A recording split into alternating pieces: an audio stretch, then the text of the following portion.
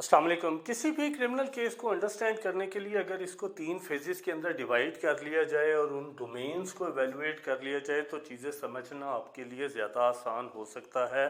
अगर आप लोगों के जहन में सीआरपीसी के दौरान दिए गए वॉइस नोट्स हों जहां पर आपको क्रिमिनल जस्टिस सिस्टम का एक कंसेप्ट दिया गया था, वहां पर आपको ये बात बताई गई थी कि जो हमारा एग्जिस्टिंग क्रिमिनल जस्टिस सिस्टम है ये 3 पिलर्स के ऊपर स्टैंड करता है। पहला इन्वेस्टिगेशन है, दूसरा प्रोसिक्यूशन है और तीसरा जुडिशरी है। तो जब ये 3 पिलर्स के ऊपर स्टैंड करता है तो फिर ये भी बात वाज़िया हो गई कि जाहिर है इन सब को अलग अलग लॉ भी डील कर रहे होंगे और इन सब की एक अपनी अपनी डोमेन भी डिफाइंड होगी। और जाहिर है कि अगर डिफाइंड डोमेन आ जाएगी तो फिर कोई इंस्टीट्यूशन उस फेज़ के दौरान उसकी डोमेन के अंदर जो है वो इंटरफेरेंस नहीं कर सकता। सबसे पहले अगर आप इन्वेस्टिगेशन को देखें और सीआरपीसी के अंदर उसकी डेफिनेशन को देखें तो इन्वेस्टिगेशन की जो वाहिद डेफिनेशन मौजूद है वो है collection of evidence, which means के जो पुलिस है वो किसी भी केस की रजिस्ट्रेशन के बाद जब इन्वेस्टिगेशन कंडक्ट करती है तो उसका काम सिर्फ और सिर्फ उस एलिगेशन की फॉल्सहुड या ट्रूथफुलनेस के फेवर में एविडेंस इकट्ठा करना है और उसको फिर उन्होंने प्लेस करना है before the court for final determination. और इसके दरमियान में जो पिलर है वो है प्रोसिक्यूशन, जिसने उसकी वैलिडिटी को उसकी जो लीगल पैरामीटर्स हैं उसके ऊपर उसकी जो स्क्रूटनी करके फिर अदालत के अंदर उसको सबमिट करना है। अब जैसे इन्वेस्टिगेशन तो डिफ़ाइन हो गई सीआरपीसी के अंदर कि ये कलेक्शन ऑफ एविडेंस है। अब कलेक्शन ऑफ एविडेंस क्या है वो अगर हम आगे 46 सीआरपीसी से ऑनवर्ड्स देखते हैं, अरेस्ट देखते हैं चबन के अंदर, या फिर आगे जाके आप उसके हॉट परसूट देखते हैं, फिर आप उसको विद इन 24 आवर्स कोर्ट के अंदर पेश करना देखते हैं, फिर उसके बाद आप इसकी 156 के तहत जो है वो कॉग्निजेबल और फिर नॉन कॉग्निजेबल ऑफेंसेस की रिपोर्टिंग देखते हैं, फिर आप इसके अंदर रिमांड्स देखते हैं, फिर विटनेसेस की स्टेटमेंट्स रिकॉर्ड करना देखते हैं, फिर पोस्टमार्टम्स देखते हैं। तो ये सारी चीज़ें एक्चुअली एक्यूमुलेटिवली जो है वो एक इन्वेस्टिगेशन कंडक्ट हो रही होती है जिसके अंदर इस शेप के अंदर एविडेंस कलेक्ट की जा रही होती है।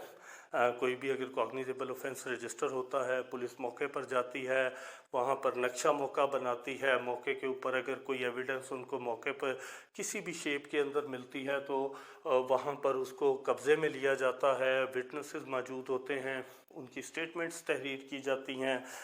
फिर उसके बाद अगर मुलज़िम अरेस्ट हो जाता है उससे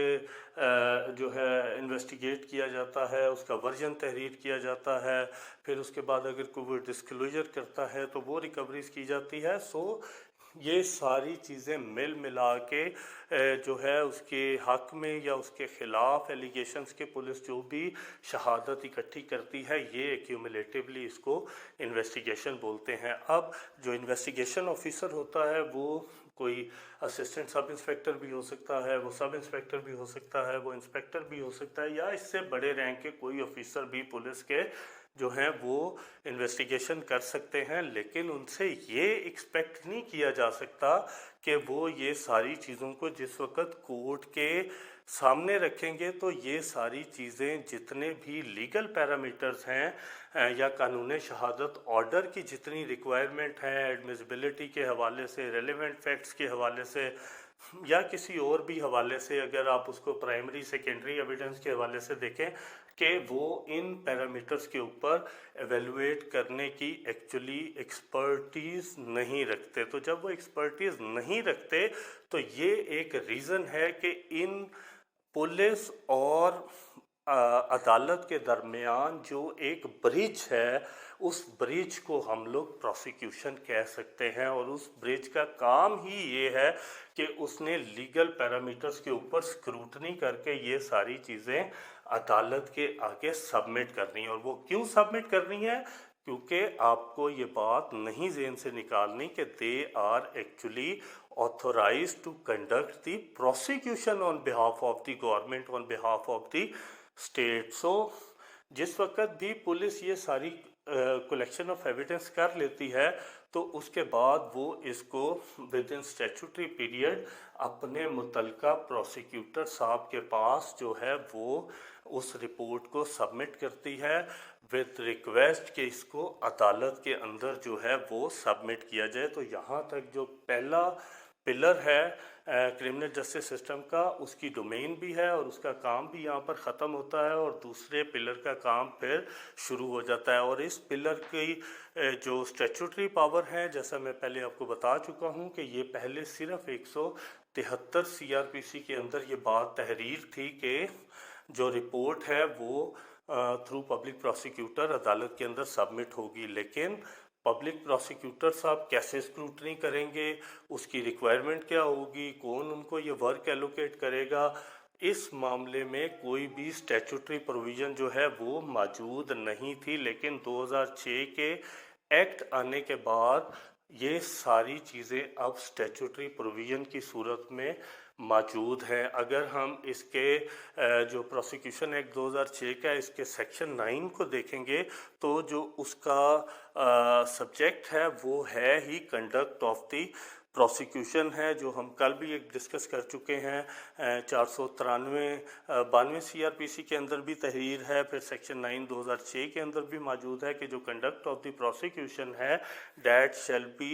सोली responsibility of the prosecutor appearing on behalf of the government before the courts. इसी तरह जिस वक्त आप सेक्शन 9 को देखेंगे और 173 को देखेंगे तो आपको इसकी सारी ज़ुबान एक जैसी ही नज़र आएगी और आपको आपस में एक तो ना सिर्फ कोई कंट्राडिक्शन नज़र नहीं आती बल्कि इनको आपस में आप जो हैं वो एक दूसरे की सेल्फ एक्सप्लेनेटरी क्लासेस भी कह सकते हैं। अब यहाँ पर जो सब क्लास 3 है सेक्शन 9 की, वहाँ पर आप देखेंगे कि किसी भी डिस्ट्रिक्ट फॉर्मेशन के अंदर जो डिस्ट्रीब्यूशन ऑफ वर्क है ये डिस्ट्रिक्ट पब्लिक प्रोसिक्यूटर की अथॉरिटी है, जो कि हेड ऑफ दी डिस्ट्रिक्ट भी हैं प्रोसिक्यूशन के। ये वही अथॉरिटी है जो अगर आप जुडिशरी के हवाले से देखें तो जो सिविल कोर्ट ऑर्डिनेंस है 1962 का या आपका क्रिमिनल प्रोसीजर कोड है, ये दोनों सेशन जज किसी भी डिस्ट्रिक्ट के उनको ऑथराइज कर रहे हैं कि अगर सिविल जजेस की बात है तो वो उनको वर्क एलोकेशन कर सकते हैं। और यहाँ पर अगर आप देखेंगे CRPC के अंदर तो जितने क्रिमिनल वर्क की जो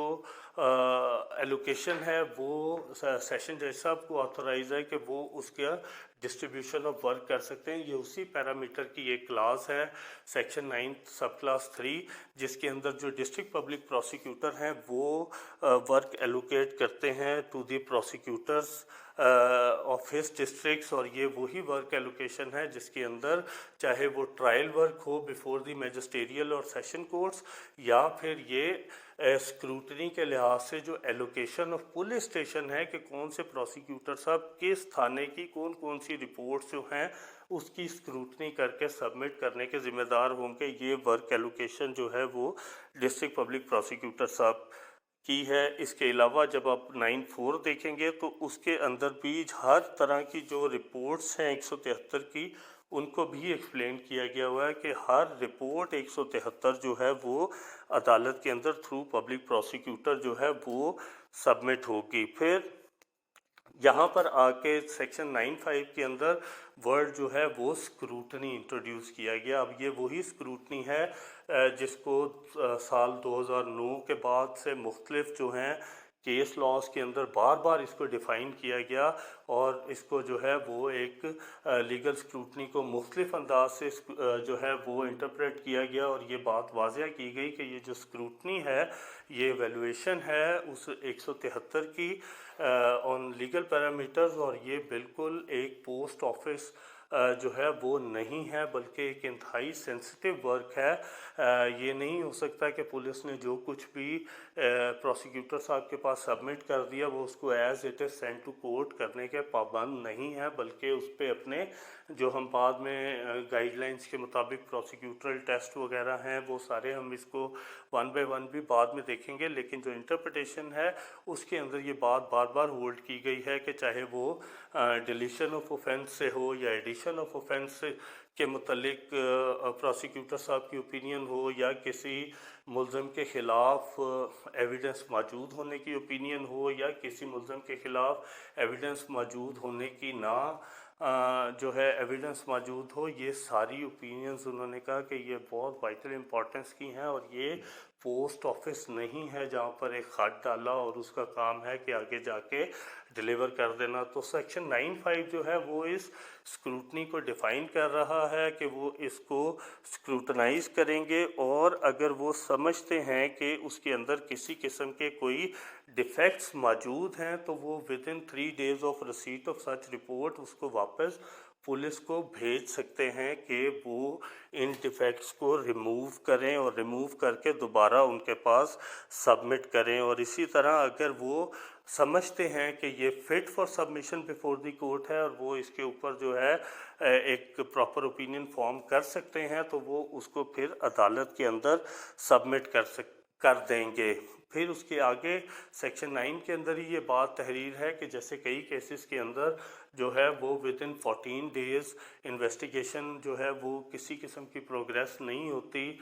मुलज़म अरेस्ट नहीं होते या कोई और एविडेंस कलेक्ट नहीं होती, तो इंटरम रिपोर्ट की सूरत के अंदर जो है वो रिपोर्ट सबमिट की जाती है बिफोर द कोर्ट। तो सेक्शन 9 इसको भी डिफ़ाइन कर रहा है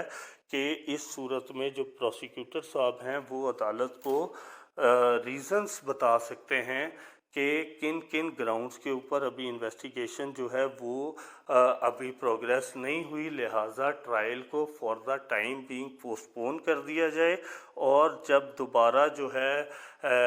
वो एविडेंस किसी किस्म की इकट्ठी होगी और एक नई रिपोर्ट अदालत के अंदर इनकम्प्लीट या कंप्लीट सबमिट होगी, तो उस वक़्त वो कमेंसमेंट ऑफ ट्रायल की रिक्वेस्ट जो है वो अदालत को कर सकते हैं। फिर इसी के अंदर जो है सेक्शन 9 के अंदर ही अगर आप देखेंगे तो वो कोर्ट को ये रिक्वेस्ट भी कर सकते हैं सेक्शन 9(7) के तहत, रिक्वेस्ट नहीं इसको ओपिनियन कहना चाहिए, कि वो किसी भी हर रिपोर्ट 173 के अंदर वो अपनी एक इंडिपेंडेंट ओपिनियन कोर्ट को सबमिट कर सकते हैं कि उनका जो स्क्रूटनी का रिज़ल्ट है वो क्या कहता है। और ये बहुत इम्पॉर्टेंट है क्योंकि आपने ये बात याद रखनी है कि जो प्रोसिक्यूटर है एक्चुअली वो भी एक एडवोकेट हैं on behalf of the state. He और she is a legal mind जिसके पास ना सिर्फ लॉ ग्रेजुएशन की डिग्री है बल्कि एटलीस्ट 2 years का उनके पास प्रैक्टिकल एक्सपीरियंस भी मौजूद है। तो वो अदालत को एक अपनी इंडिपेंडेंट ओपिनियन सबमिट कर सकते हैं with regard to available evidence, कि जो ऊपर एविडेंस मौजूद है वो उसके बारे में क्या सोचते हैं। क्या वो समझते हैं कि मुल्ज़मान का ट्रायल किया जाना चाहिए, क्या वो समझते हैं कि मुल्ज़मान का ट्रायल नहीं किया जाना चाहिए, इन सबको फारिग कर दिया जाए, या वो समझते हैं एक मुल्ज़म के ख़िलाफ़ जो है काफ़ी एविडेंस मौजूद है बाकियों के ख़िलाफ़ मौजूद नहीं है, या काफ़ी मुल्ज़मान के ख़िलाफ़ मौजूद है 2 के